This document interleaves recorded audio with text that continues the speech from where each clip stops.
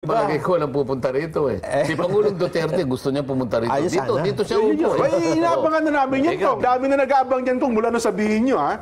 Sabi niya, Jen, kailan ba yan? Kailan ba yan? Binibiro ko ba kayo? Ayun na nga po, Gusto Kong. nga niya, inaano ko lang eh. Yan, narinig natin mga kababayan, no? Si Pangulong Duterte ay gustong pumunta dito sa programa sa ganang mamamayan, no? Tiyak pag pumunta si PRRD dyan, tiyak hindi siya makukontempt. Abangan na lang natin mga kaibigan kung kailan siya papunta dyan sa programa. Eh, yun lang pagtatangka ng pagpipirma. Oo. Magtatangka ba yun kung walang basbas? Makabayan Black Kong eh. Hindi talaga sumusunod sa Hindi. presidente ito. Ginagamit lang ng mga yan, kunwari lang yan. Kunwari lang ba ito? Yung bang May gumagamit ba sa kanila? Yung bang gumawa ng manifestong ito, ay tatanong ko sa inyo. Oh. Sumama ba yung Makabayan Black? Uy, yun oh, Makabayan Black. Yun na nga sa mga sinasabi natin ng mga nakaraang video natin, no?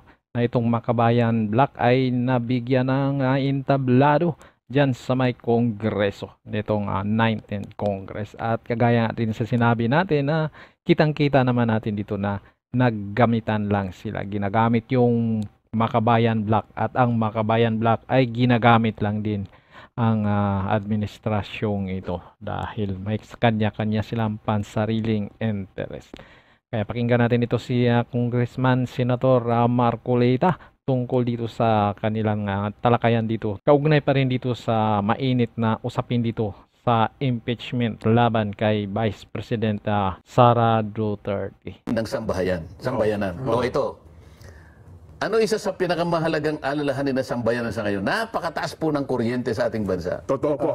Ilan pong panukalang batas ang inihain ko sa 19th Congress? 10. Yung power bills natin yun, Yung mga no? power bills ko. Opo. Meron pang matching na 12 resolusyon na yung layunin din ay patungo din sa pagpapababa ng sigil sa kuryente. O bakit kahit isa wala man lang nadinig? Oho. Wala nang ginawa yung good government kundi usigin na lang ang Vice President.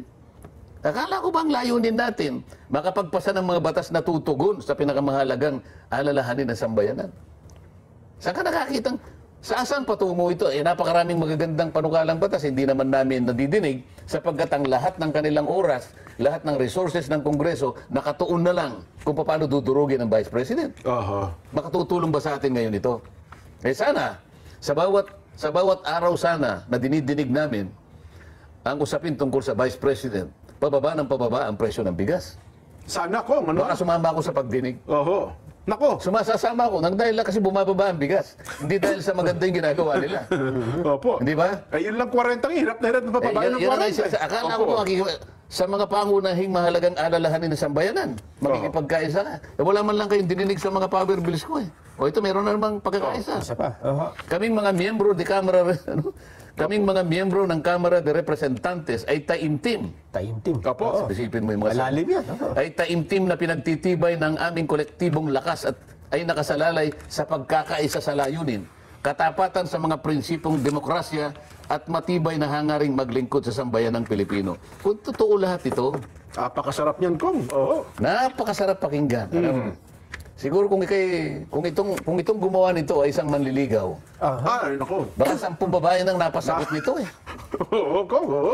Sa Pangulo, sa kanyang layunin, na isang tabi na natin lahat ito, sapagkat sa kanyang panukala, sa kanyang pagtaya, mas marami tayong problema ngayon.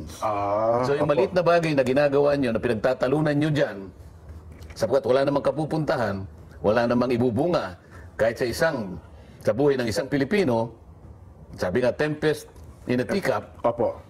Kapag ginawa nila ito'y direktang paglaban doon sa opinyon ng Pangulo. So sa mga dito pa lang, sa pinabanggit mo kung totoo yan, yan ang kinatatakutan ko. Na itong ginawang manifesto na ito, ay kunwari lang. Ganun po. Ano yung kunwari sa English? Ito, hypocrisy. Oho. Kunwari yan lang. Pagpapanggap, pagbabalat kayo. Ito'y nakakatakot. Panluloko ito sa ating mamamayan. Kapag ito'y ginawa nila, halimbawa, nagsimulang sila mangalap, Oo. makikita na po ninyo ang pagbabalat kayo ng lahat ng pipirma na nagkunwaring nakipagkaisa sa Pangulo, pero pagpapanggap lamang po. Yan ang nakakatakot din. Dapat pala, alam Kaya ng sabi ko Pangulo. sa iyo, magrarally ako. Ganun po. Siguro kung may pipirma. Kasi ang nag-initiate... Yun lang pagtatangka ng pagpipirma. Magtatangka ba yun kung walang basbas? Makabayan Black Kong Hindi talaga sumusunod sa hindi. presidente ito. Ginagamit lang mga yan, kunwari lang yan. Kunwari lang ba ito? Yung bang gumagamit ba sa kanila? Yung bang gumawa ng manifestong ito, ay tatanong ko sa inyo, Oh. sumama ba yung Makabayan Black?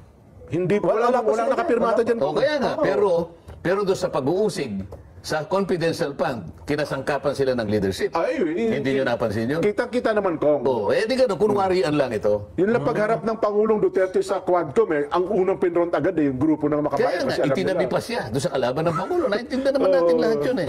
kasi- Kaya nga sinasabi ko sa inyo, ito'y pagkukunwari lang Oo. kapag pinilit nila. Oo. Makakapag-initiate ba yung mga yon kung walang basbas? Well, Magpapagod lang sila eh. Sino pipirma dyan? Halimbawa, kung walang basbas ang Pangulo, di apat lang silang pumirma. ako naman, Kong. Ito, Isasama mo yung isang akbayan yung bagong yung dagdag, oo. na patagi-tagilid yung bibig ko magsalita. So, dilima lang sila. Tapos na. Ibig sabihin, maniniwala pa rin ako na nakikipagkaisa na yung kabuuan ng Kamara. Ayun. Sapagkat ang pinagmulan ng pagpipirma, lima lang ang katapos-tapusan. So yun ang bibilangin pala natin. Ang lakas naman ng loob nilang magpapirma. Ang lakas naman ng loob. Pero ang chismis sa Kong, parang higit na raw sa higit na raw sa 5 eh. Sa mga tweet. Chismis lang naman sa akin, Kong. Hindi ko Itong naman. pagkakaisa ito, pinaglalaruan ng taong bayan. Ako naman, Kong. Meron pa rito eh. Pagkakaisa kanya yung katapatan. Ayan na yun. Oo. Isip-isipin mo. Pinili nila yung mga mabubuting mga salita eh. Oo. Isang deklarasyon ng pagkakaisa, katapatan at paninindigan sa pagtatanggol sa bayan. Oo. Nasaan ang pagkakaisa? Nasaan ang katapatan? Oo. Nasaan ang paninindigan mo nung ginawa mo itong manifestong ito? Ako naman, Kong, sabi ko bawalang galang sa mga nagsusulong ng impeachment. Mukhang iba ata pagkakaintindi nila sa salitang pagkakaisa at pagkakatapatan. Kasi may sariling ano yan eh. May sariling ideolohiya, Kong eh. Yan ang malungkot yan eh. Kaya Di ba? tinatanong ko sa inyo, Oo. kung kasama sila dito sa manifesto, kung hindi pala, bakit sila yung pinaka-aktibong puwersa nung ginigisa nila ang dating Pangulo Oo. at nung ginigisa nila yung kanyang anak na nagkataong pangalawang Pangulo ng ating bansa? Doon sa mga Bakit nakalagda. sila yung bida doon? Sa mga nakalagda. Sila pang Kong, wala. nakapagpapakulong at sasayaw-sayaw pa sila nakapagpakulong sila. Ay, oo. Sasabihin nyo sa akin, nasaan ang katapatan? Nasaan ang katapatan? Hindi ba pagkukunwari lahat? Itong mga miyembro ng Makabayan Black, tatanungin ko kayong dalawa. Meron na bang programa ang ginawa ng ating bansa mula pa ng panahon ni Emilio Aguinaldo? Hanggang ngayon, sa Panguluhan ni BBM. Opo. Buong panahon, Emilio Aguinaldo, sino may sumunod sa kanya? Sino sunod? Sa kasaysayan na Nelson. Serious Menya yata. Manuel Luis Quezon. Sino pa? Elpidio Quirino, bahala na. Magmula doon hanggang ngayon, meron na bang ginawa ang mga Pangulo ng Republika ng Pilipinas Na para sa kanila, tama. na meron silang approval? Kahit siguro panahon ng revolusyon, wala ko sila. Wala nang ginawa ang ating bansa na ikinasiya nila. Lahat ay kinamumuhian nila. Parang sila ipinaglilihi pa lang sila, namumuhi na sila sa gobyerno. Kaya nga Paniwala ka sa nung akin. nakaraang araw, di ba Nelson, ang ating punto dyan sa bagay na yan, may mga pagkakataon, minsan nakikipag-tactical alliance sa kanila ang gobyerno sa simula, pero sa kalagitnaan talagang humihiwala yan eh. Pangulong Duterte, Pangulong Noynoy, at ngayon, ayun ang nakakatakot kapag nagkaroon kayo ng pakikipagkasundo sa grupong ito. Ngayon, kung ako naman ang leader ng House, sasabihin ko sa kanila, teka muna, tigilan na natin itong pinag-iisip ninyo kasi mayroon ng pahayag ang Pangulo. Huwag niyong bibiruin yun. Opo, ano tayo? Huwag niyong bibiruin yung Huwag niyong pagkakaisa. bibiruin yan. Ano yan? Galing na sa Pangulo yan. Oo. Kahit sa anong forma pa ng komunikasyon, ginamit yan, kay text message yan, kay pinadaan niya sa email, Opo. kaya gumamit siya ng sign language. Pangulo ang pinagmulan yan. Kaya, itigil na yung iniisip ninyong pagpapabigmara yan. Malalagay tayo sa alanganin. Gumawa na tayong manifesto na nakikipagkaisa tayo sa kanya. Panatilihan natin yon, panindigan natin yon, sapagkat yun ang ating ipinirma rito. Opo. Nakapirma tayong lahat. Maliban na lang kung yung pirma natin ay puro peke. Yan. Sige. Sana nandito yung isa sa kanila para sana maganda yung usapan. Eto pa, bago, Kong, ha? Kasi Pero di ba? bakit ko lang pupunta rito eh. Si Pangulong Duterte gusto niya pumunta rito. Ay, Dito, sana. dito siya upo. Inabangan na namin yan, Ikaw, Kong. di niya ka dito. Dito ka para... Hindi, Kong, dyan na kayo dito siguro. Dalawa mo, kami nasa likod na Hindi, muna ako kami. gusto ko siya dito eh. Kahit nandun na lang ako, di na ako nakikita, okay lang ako eh. Basta kayong tatlo eh, talagang... Ang dami na nag-aabang dyan, Kong, mula na sabihin nyo, ha? Sabi niya, Jen, kailan ba yan? Kailan ba yan? Binibiro ko ba kayo? Ayun na nga po, Gusto Kong. nga niya, inaano ko lang eh. pinipigil nyo lang. Kasi hindi nakahanda yung mga director na ito eh. Hindi, ready na. Alam nyo Sabi ba? ko, mag-ready muna kayo kasi hindi naman basta-basta naman yung upo dyan. Akala naman nyo eh. Akala nyo pang karaniwang Biyernes lang yun. Naku, tsak At po saka yan. ang gusto niya kasi Lunes. Ay, pwede Hindi ho. Biyernes. Kahit po Lunes, Kong. Hindi, parang ang gusto niya Sabado eh. Sabi ko, wala tayong...